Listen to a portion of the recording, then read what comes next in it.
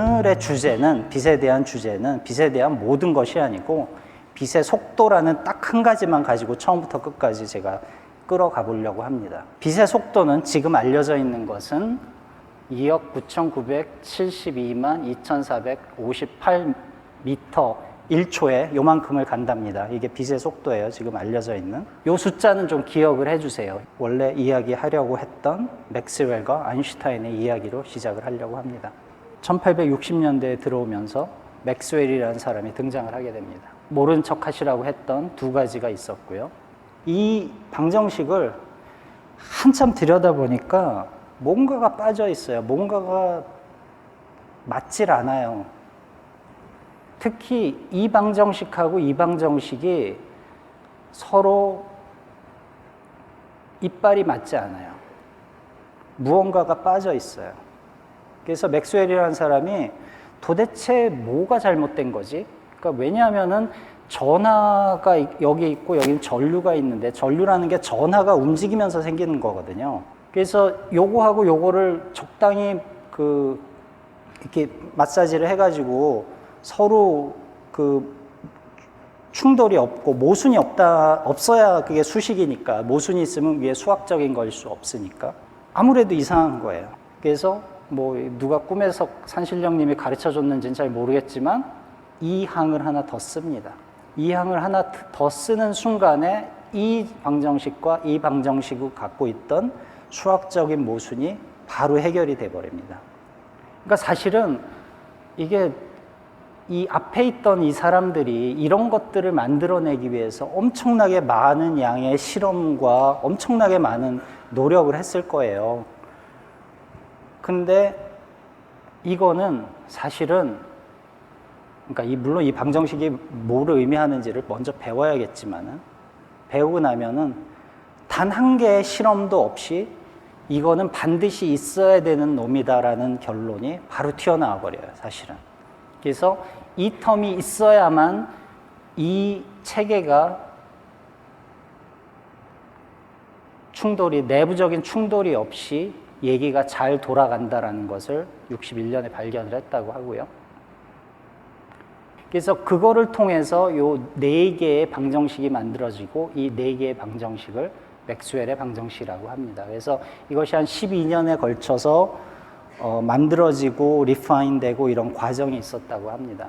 근데 여기서 이제 중요한 거는요, 사실은 이 자기와 전기라고 제가 썼던, 이게 E라고 제가 쓴 것이 전기이고 B라고 쓴 것이 자기인 게, 이게 서로 물고 물리는 관계에 있어요. 자기가 있으면 전기가 만들어지고 전기가 있으면 자기가 만들어집니다.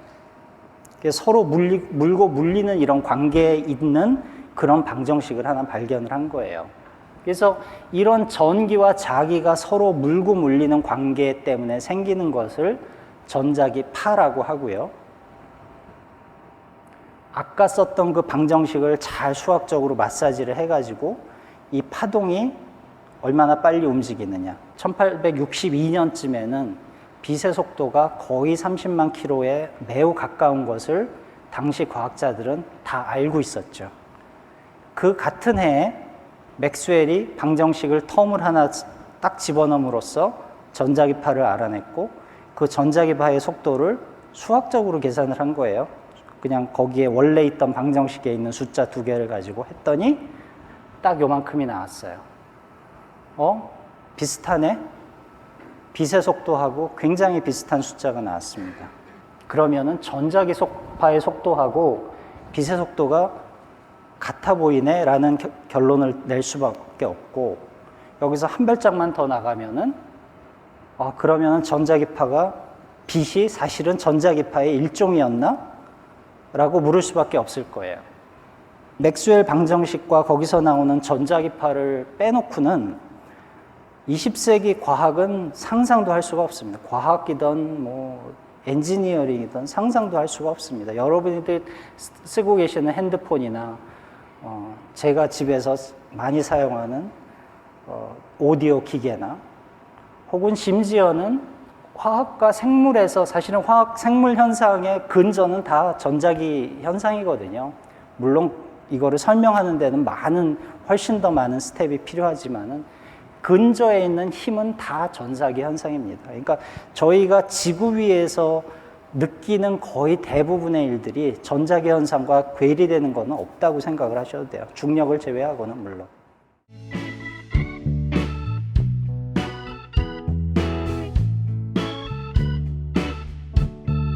여기서 저희가 좀 물어봐야 될 게 있습니다. 빛의 속도가 그렇다는 것까지는 좋은데 이 빛의 속도는 왜 물리법칙의 상수의 일부로서 나오느냐, 이게 사실은 생각해보면 굉장히 이상한 거예요. 아인슈타인은 어떻게 생각했냐 하면은 내가 굉장히 빠른 기차에 타고 있더라도 전자기 현상 그 방정식 자체는 너무나 완벽하기 때문에 그게 바뀔 수는 도저히 없을 것이다.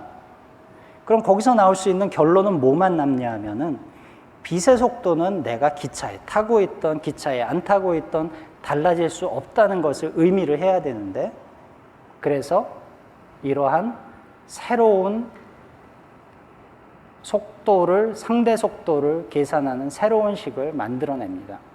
이게 아인슈타인의 기적해라라고 부르는 1905년에 만들어진 그 유명한 특수상대성 이론의 결론이죠. 특히 이 방정식에다가 해보셔야 할 곱셈 중에 하나예요. 넣어보시면 빛이 오고 있을 때 기차가 어떤 속도로 가든지 간에 이 기차가 보는 빛의 속도는 항상 똑같은 c가 나옵니다. 초속 30만 킬로미터가 나와요. 이게 얘기를 해주는 가장 중요한 거는, 최소한 오늘 이야기에서는 빛의 속도는 절대적이라는 거예요. 그러니까 다른 것들의 속도는 누가 보느냐, 어떤 상태에 있는 사람이 보느냐에 따라서 달라질 수밖에 없는데 굳이 빛의 속도는 변하지 않는다는 거예요. 누가 봐도, 내가 보든 외계인이 보든 누가 봐도 변하지 않는다는 거예요. 방정식이 하나 더 나왔네요. M은 질량이고 C는 아까도 계속 말씀드렸듯이 빛의 속도고, V는 예를 들어 이게 공이라고 그러면은 이 공의 속도고, 그 공이 가지고 있는 전체 에너지를 이렇게 쓴답니다. 그래서 여러분들이 그 아인슈타인 얘기 나올 때마다 항상 듣는 방정식이 E = mc 제곱, 이런 방정식을 많이 듣잖아요. 이거가 속도가 가만히 있는 물체의 에너지가 요게 0일 테니까 E는 mc 제곱, 이 방정식이에요. 이게 1905년에 아인슈타인이 썼던 방정식이고, 특히 여기에 보면은 제곱근이라는 것이 있는데 제곱근의 안에 들어가는 숫자는 음수는 못 들어가거든요. 그래서 수학적으로 이게 얘기해 주는 것이 어떤 물체도 빛의 속도보다 빨리 갈 수는 없다. 빛의 속도에 근접은 할 수 있어도 절대 같아질 수 없고, 같아질 수 있는 유일한 것들은 질량이 없어야 된다. 절대적인 빛의 속도에 대한 이야기를 했는데, 그럼 이 절대적인 빛의 속도를 어떤 영향을 우리한테 줬느냐? 뭐 이제 아까 말씀드린 대로 테크놀로지, 전자기 이론이라는 것 자체가 가진 테크놀로지컬한 그 후폭풍은 뭐 어마어마했던 거지만 뭐 오늘 그 얘기를 할 것 같지는 않고요. 지난 한 20년 사이에 생긴 많은 분들이 사실은 잘 접하지 못할 가능성이 높았던 그런 얘기를 하나 하려고 합니다.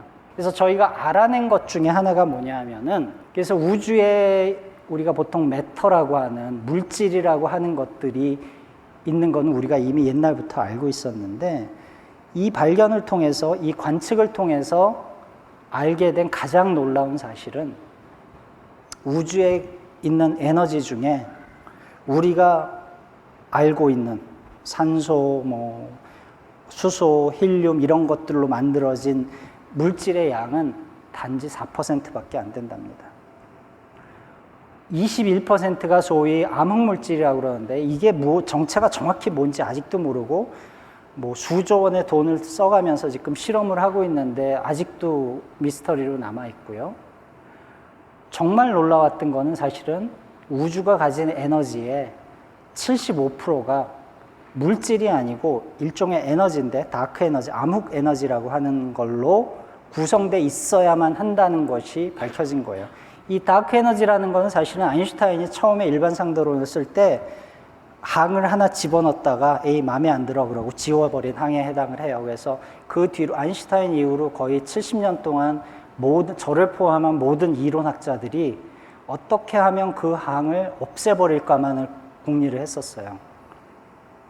그러다가 1997년에 뜬금없이 그거 0이 아니었네? 0이 아닐 뿐만이 아니라 우주 에너지의 4분의 3을 걔들이 차지하고 있어야만 말이 되네? 이거를 알게 된 겁니다. 근데 이 암흑 에너지는 밀도가 안 변해요. 양이 안 변하는 게 아니라 밀도가 변하질 않아요. 그러니까 1입방미터의 암흑 에너지를 넣어놓은 다음에 얘를 2입방미터로 키우면은 밀도는 안 변하고 양이 2배가 돼요. 굉장히 이상한 거예요. 역산을 해볼게요. 그래서 시간을 거꾸로 점점점 돌리면은 지금은 물질 대 암흑 에너지가 3대 1인데 거꾸로 가면 갈수록 물질의 밀도는 커지고 암흑 에너지의 밀도는 그대로 있으니까 분모가 점점 커지겠죠. 그래서 예를 들어 우주가 탄생하고서 딱 1초인 순간에 물질의 밀도와 암흑 에너지의 밀도를 비교를 해보면은 0.000000 해가지고 0이 여기에 지금 35개가 있어요. 그러니까 지금은 3대 1로 그런가 보다 할 정도인데 우주는 지금 생긴 게 아니라 시작할 때 생긴 거겠죠.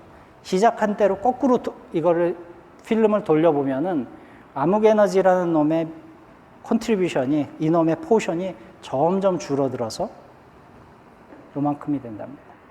이건 뭐 우주 탄생 후 1초를 구제한 건 우리가 아는 단위니까 그런데 예를 들어 100만 분의 1초면 이 숫자가 좀 더 작아질 거예요.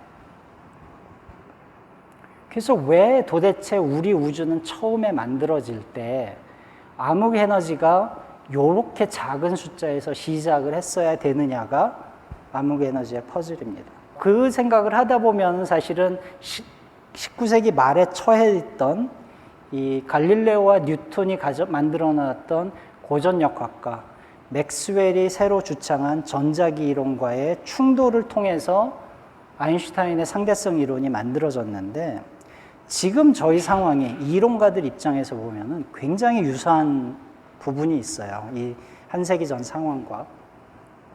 뭐냐면은 아인슈타인이 만든 상대성 이론이라는 게 있고 이 고전역학에서 시작해서 만들어진 양자역학이라는 아마 말은 많이 들어보셨을 거예요. 양자역학이라는 체계가 있고 전자기 이론과 고전역학이 수학적으로 서로 맞을 수가 없었듯이 상대성 이론과 양자역학이 수학적으로 맞을 수 없다는 이야기가 1970년대, 1960년대부터 나오기 시작을 해서 굉장히 많은 이론가들의 관심거리가 됐었습니다. 많은 이론가들이 이거를 해소해 주는 것은 고전역학과 전자기 이론의 문제를 역할을 해소해 준 것이 상대성 이론이듯이 상대성 이론과 양자역학의 문제를 해결해 주는 것을 촉근 이론일 것이다 라고 많은 사람들이 생각을 합니다.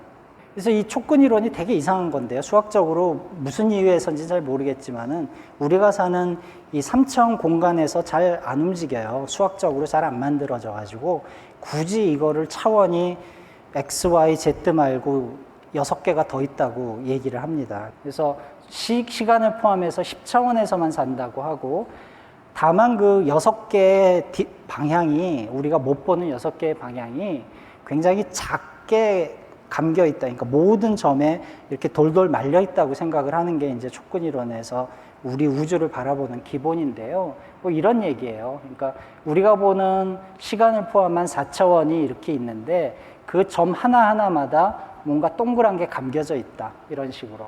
뭐 이런 식의 얘기입니다. 약간 그 공상과학처럼 들리실지는 모르지만 수학적으로는 분명히 우리가 할 수 있는 이야기고요. 그리고 이 작게 말려져 있는 게 무지무지하게 작기 때문에 우리가 전혀 인지를 하지 못한다라고 이야기를 합니다. 더구나 굉장히 놀라운 사실은 우리가 그렇게 갖다 쓸 수 있는 수학적인으로 갖다 쓸 수 있는 공간의 종류가 무지무지하게 많답니다. 이거를 우리 우주라고 그냥 생각해 보시라고 그린 그림이에요. 우리 우주는 저희 우주는 예를 들어서 여기에 있는 요 섬이에요. 그리고 우리 우주에는 요 우주를 만들어주는 6차원 다양체가 하나가 있고 또 다른 우주에는 또 다른 다양체가 연결이 되어 있습니다. 라고 주장을 하는 겁니다. 그래서 섬이 100개가 그러니까 다양체가 100가지가 있으면 100가지의 우주가 가능해지고 10의 10승계가지의 다양체가 있으면 우주도 그렇게 다양하게 많다는 거예요. 많은 이론학자들이 굉장히 싫어하는 얘기입니다.